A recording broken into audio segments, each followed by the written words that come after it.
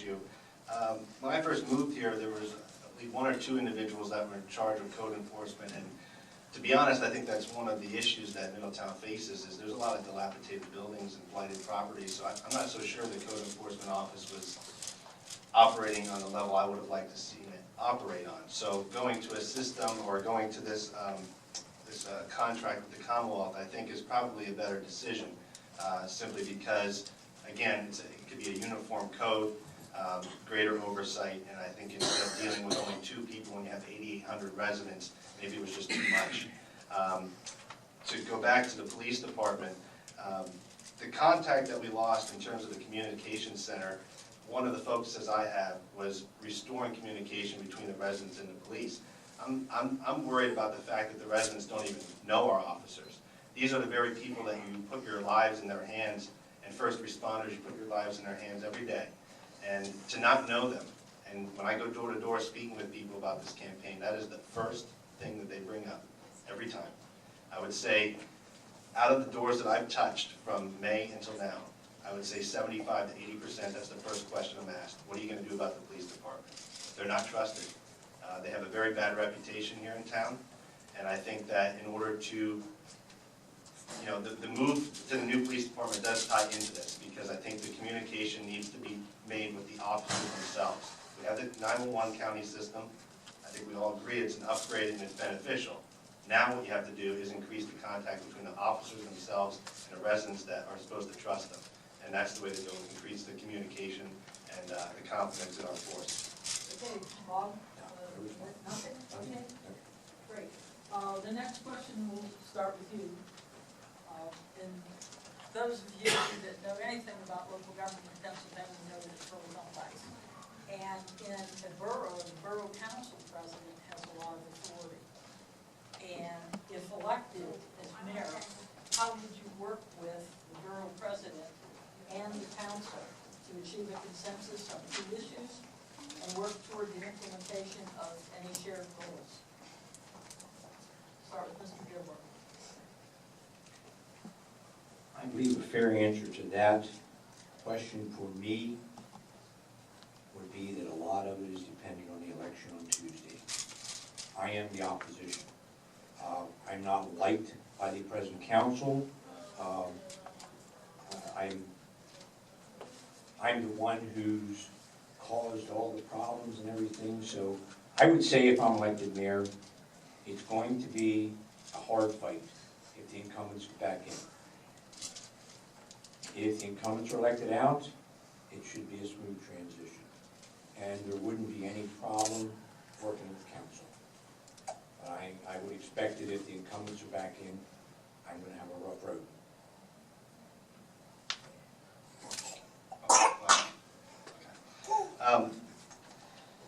I think it goes without saying that in any government, local, federal, you're never going to agree with every decision that's made. That being said, I don't think that you can take office with a vendetta or an axe to grind, because all that's going to do is forego progress. This is why I believe, as an attorney, I've been trained. There are many times when I enter a case and I think I'm 100% on my side. I think that we have a slam dunk case. But guess what? I can't base my entire practice on a hunch. I have to sit down with the other side and determine whether or not we get to the right result as 2 opposing parties. So no matter, regardless of what the results are with the election, I disagree with Mr. Gibler's statement. I think if it's the current council, if it's a new council, I'm not going to agree with every decision.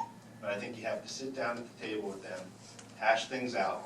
If you do not agree with the decision, the mayor has the veto power, which you can veto any decision. Now that can be overturned by council at a second meeting.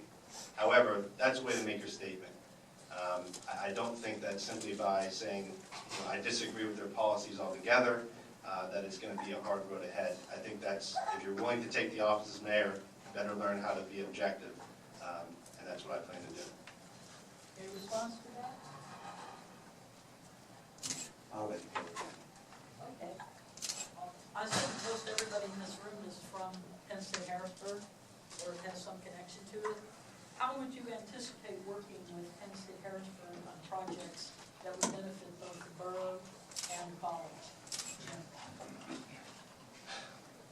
Penn State Harrisburg is the second biggest Penn State campus that there is besides Maine. I think currently it's an untapped resource. We have 7,000 students, I believe, currently on the campus, and I think that's scheduled to grow by 3 to 5 within the next 3 to 5 years. I think it isn't more like 4,500. Yeah. How many, is it 4,500 now? Is it expected to grow by a few more thousand in the next couple of years? Yes. Yeah, it's wonderful. So either way, you're expected growth at this campus. To not have a relationship with Penn State, I think would be a mistake. Currently, I speak to the students here on campus, I've met them on the street, they feel segregated. Penn State is here, Middletown is here. There's no integration. And I think that's a huge mistake.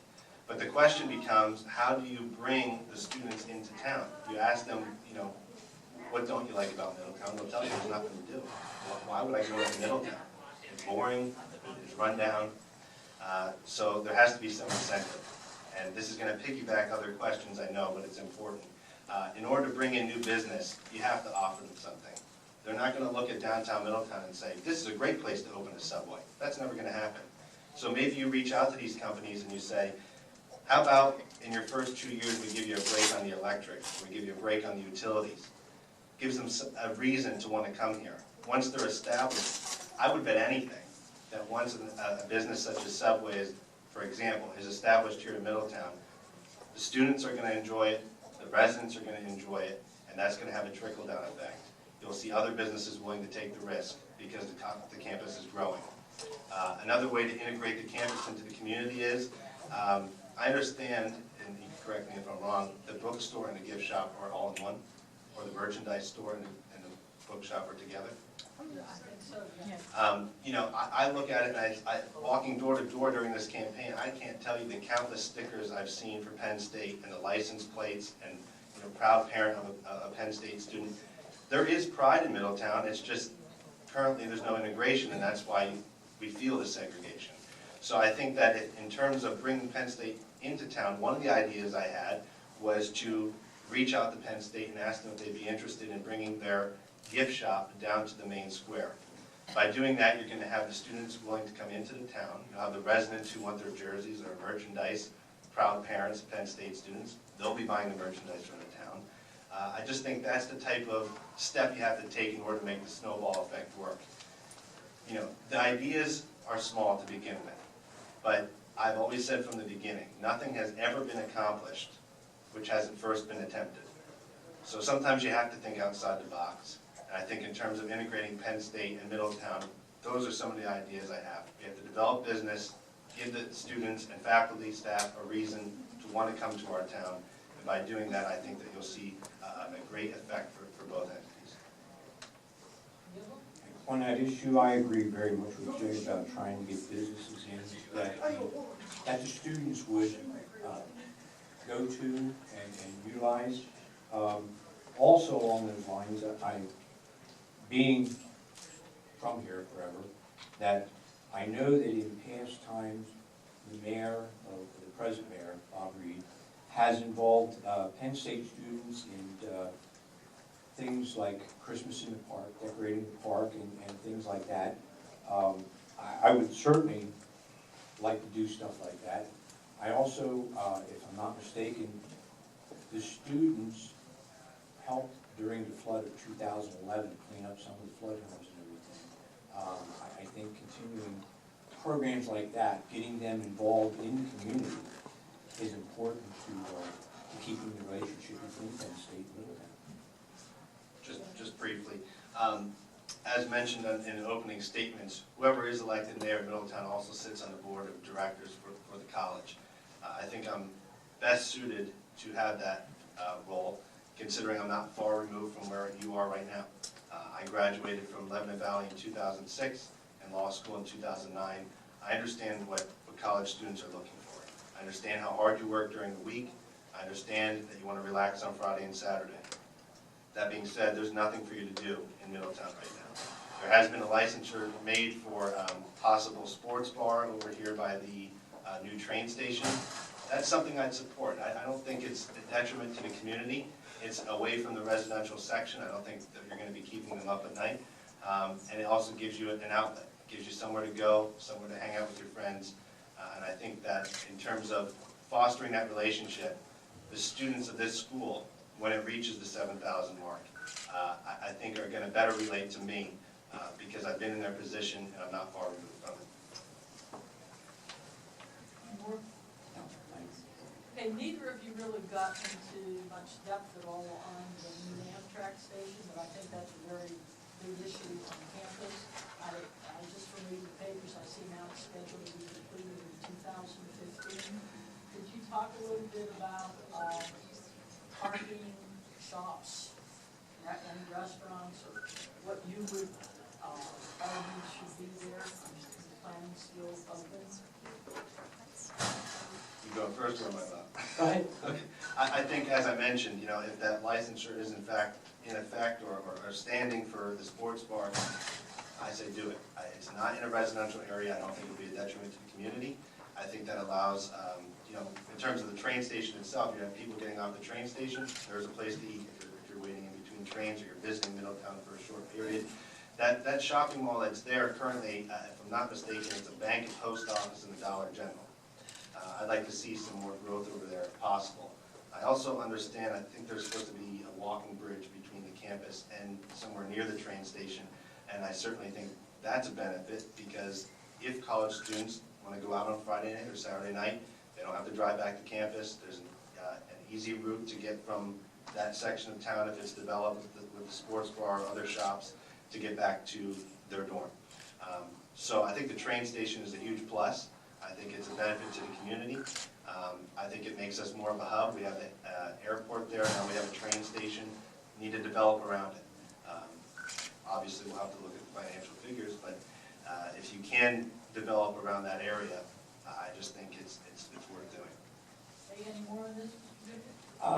I'd like to see some, you know, more businesses go in there. Again, I believe it would be beneficial to speak to a student group to come up with an idea of what do they want in there. I didn't go to, I went to Hack to college, so there wasn't anything, you know, you went there, you left, and you came home. So I didn't spend any time on any campuses or anything, but I would think that the students may have some input into what they want to have put in over there, and then go after that, whether it's a franchise or whatever, to try and get that in there.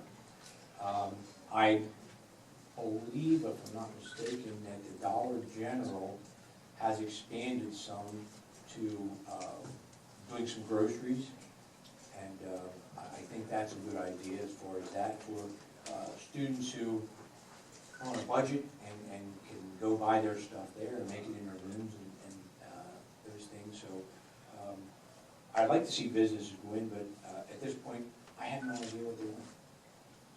Okay, thank you.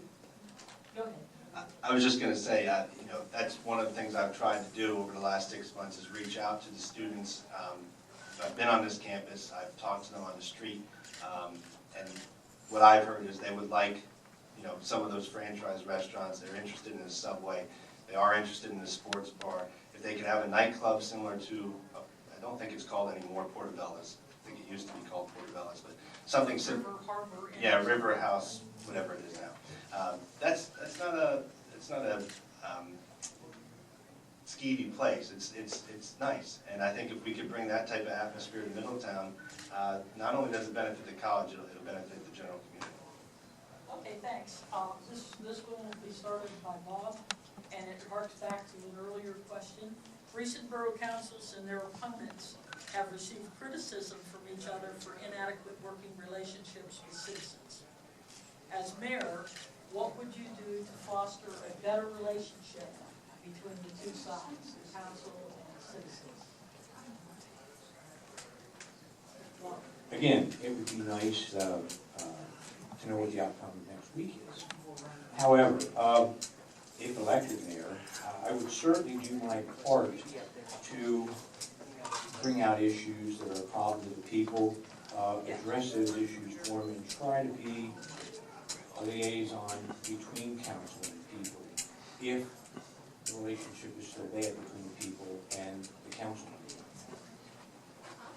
Again, do my best to get the information out to them and be a good liaison. Okay, Jim? You know, in general, that's a great sentiment, but I think the question is, how do you do it? As mayor, I think that the role is limited. It's not a powerful role. That's why council's there. So I think you have to look at it and say, what do I want to do as mayor? And I think I've said from the beginning, I'd like to be the voice of the people, and I think the way you accomplish that is, there needs to be some activity between these council meetings. I go to the council meetings now, and you know, in general, there's no mayor's report. There's different reports that should have some content to them that don't. I'm certainly not bashing Mayor Reed. He has served us for well over 25 years. I just think at this point, he's a little tired. We need to go door to door in between the council meetings. We need to reach out to the citizens in between the council meetings and ask them, what are your concerns? Because I'm going to bring them up next month. That's the only way when you elect someone as a borough council member or as an elected official. How can you say that they're doing their job if they don't know what you want? It's impossible. They're elected to put forth your will. So unless somebody's going out and taking your voice and bringing it back to them, it's impossible for them to do their job. I've been to the council meetings, and I am sad to say that I see the same 5 to 15 faces at those council meetings every month. That's it. And I think with a working class community, it's hard because those council meetings are in the evening, so you have elderly people, you have people that work 9 to 5, even later, so they can't always make it. So how do you get the voice back to council? I think you have to do that through a variety of different modes of communication. I will be always accessible by telephone, cell phone. I will pledge office hours on the weekends and after hours. That's when they're going to come to you. They are too tired at the end of the day, after working a long day, to then drag themselves down to a council meeting to hash out things and hear people fight. They want to be able to sit down with the mayor, who's their representative, and say, here's what I want you to bring up. Please do it at the next council meeting. And that's going to require those type of obligations and responsibilities in terms of pledging time on the weekend and having a Facebook page, online presence for the younger generation. I also think, if I can, one of the ideas I had was, if you know an upcoming event or decision is going to be made, and there's a lot of people that use online, which they do, because the Press and Journal has online subscribers, and there's great Facebook pages with a lot of followers. The way that I thought that you could do it is start to do polls and have people vote on what they're feeling about the upcoming decisions that would be made. That's just something that an idea that I have, and I think that would be beneficial. So overall, there needs to be energy, there needs to be involvement, and the mayor needs to be active when it comes time for his report every single month. Hey, Mr. Dibble, last word on the citizen council interactions? Okay, the next question will start with Jim on. The borough's police force has suffered from a poor reputation stemming from perceived abuses and multiple civil rights lawsuits.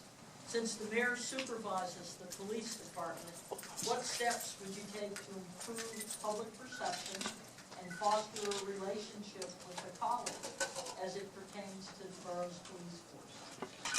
As I indicated earlier in my door-to-door conversations with the residents of Middletown, that is a key issue. They are very upset about our police, and they feel bullied, they feel targeted, they feel profiled. That just can't be. I mean, these are people that we need to put our trust in. We're asking them to look out for our children. We're asking them to look out for our residents. So something needs to be done there. Mr. Gibbler and I have never said anything negative about one another. But that being said, I do have to differentiate myself why I think I'm a better fit for this position, because the mayor does oversee the police department. As he indicated earlier, he got along with those guys. He's worked with them for 40 years. I just don't think he'll have the objectivity to see what he's looking at in terms of the police department and make a decision, make the right decision based solely on unbiased views. It's hard to pull yourself away when you have a friend or family member or someone you worked with for a long time and hold them accountable for something if need be. I think I'm better suited to do that. No, I haven't worked in a police unit ever, but anything that I've ever attempted, I've accomplished. And I promise you that if I'm elected mayor, I will strive to make this relationship between the police and the citizens better. You know, there have been a lot of challenges. You as students face challenges. You have a test coming up, you have a bar that you have to pass, you study and you do it. If I'm elected mayor, that's what I will do. I will study the police department, I will learn its workings, I will work with the chief, and I will make this relationship work. And the way that the ideas I've come up with to foster that relationship is, one, there is absolutely no police presence in town. I don't see any foot patrols being done. I don't see, you know, during the primary, I brought up a picture that I saw one time of a police officer tying a child's shoe, either in Boston or New York, wherever it was. And that's the type of relationship I'd like to see. This is a family town. This is a small town. And I'd like the people to know the officers. How else can you say that you trust somebody with your life when you don't even know who they are? You don't want to feel bullied. You want to feel that you could go to them in your time of need. So I think foot patrols, I think having meetings, open meetings with the public for them to come and address concerns with the police is a big plus. I just think going forward, we need to elect somebody that's going to be objective, not only with the police force, but with the council in general. And I think that I'm the guy for that job. Hey, Bob, you not only have the original question, you have a direct challenge. Well, So let's hear what you have to say. I'll say definitely that I disagree with Jim's interpretation of me as, you know, that I couldn't do the job. 4 years of law enforcement, I never shirked my duty. If it meant arresting a friend, if it meant arresting a relative, I did it. I didn't shirk my duty, I did what I had to do. And this is how it's going to be as mayor. I will do what is necessary to bring any good reputation back to the police department. I know in working there all those years what the problem was. I won't get into it, what it was, but I know that I can correct it. I can correct it by being a mayor that deals with the guys fairly and justly. In reference to the civil suits, Middletown has certainly had its share of civil suits. We are taking the blame on one civil suit that lies solely on the road task force, only because it happened in Middletown. But it was not even an officer from Middletown that was the stem of what this lawsuit was about. Every police department, if they do their job and do it somewhat correctly, is going to end up in some kind of lawsuit. I don't care who you are. Everybody has them. I don't think we've had more than anybody else, but we've certainly had our share. Some of them certainly could have been prevented with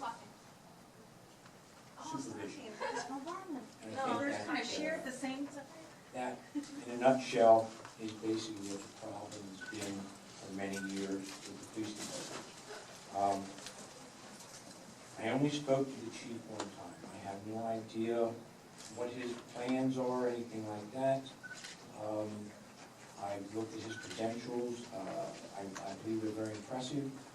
I would like to talk to him and see what his ideas are. I believe he could possibly be a good asset to this department, but I don't know until I do it. But as far as definitely doing my job as mayor, I can do it. I know I can do it. Again, like I say, 4 years I did my job as a police officer. I never shirked my duty. If elected mayor, I will not shirk my duties. Jim, if you have more to say on this question, 30 seconds. Okay. As just pointed out, this is a problem that's long-standing. I think at this point, we need a fresh set of eyes. We need young blood. We need somebody that's going to step in and address a problem that's been long-standing. If it should have been fixed in the past, it should have been fixed in the past. Obviously, something needs to change. I think I'm the guy to bring about the change. In terms of the status of our chief, over the past 6 months, that's what I've done. I've reached out to the chief and I've asked him about his credentials, because I knew nothing about him when he was hired. and they are impressive. And I've asked him what his ideas are, and I think that he does have a positive direction. I think he would be an asset. So I've been proactive since the primary to today, and in speaking with citizens, as well as reaching out to the very people that I'm going to have to work with. And I think Chief Wheeler is an asset, and I hope that if elected, we can work as a team in trying to put forth what our goals are with the police force and get it back on track. Mr. Bureau, last word on the police question? Well, I'll address the supervisory problem. I saw what it was, I know what it was, and I was helpless to do anything about it. As mayor, I can do it. I know what the problem is. I'm aware of what the problem was in there, and I believe that, given the chance to be mayor, I can correct that problem and bring back a good relationship between citizens and the borough.